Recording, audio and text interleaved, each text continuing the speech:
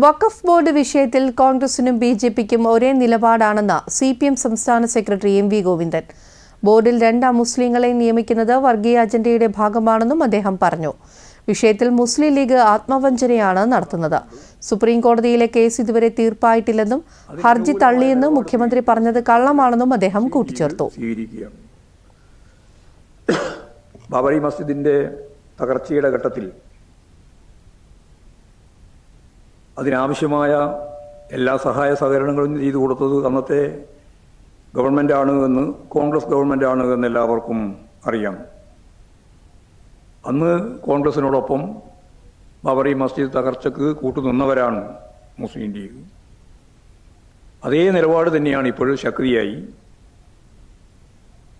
Sangh Parivar വിഭാഗങ്ങൾക്കൊപ്പം VD. സതീശനും ചേർന്ന് ലീഗിൻ്റെ പിന്തുണയോടുകൂടി അമുസ്ലിങ്ങളെ വഖഫ് ബോർഡിൻ്റെ ഭാഗമായിട്ട് മാറ്റണം.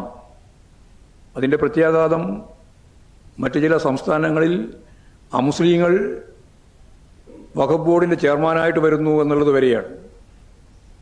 ഞാനതിൻ്റെ മറ്റ് വിശദീകരണത്തിലേക്ക് പോകാൻ ഉദ്ദേശിക്കുന്നില്ല.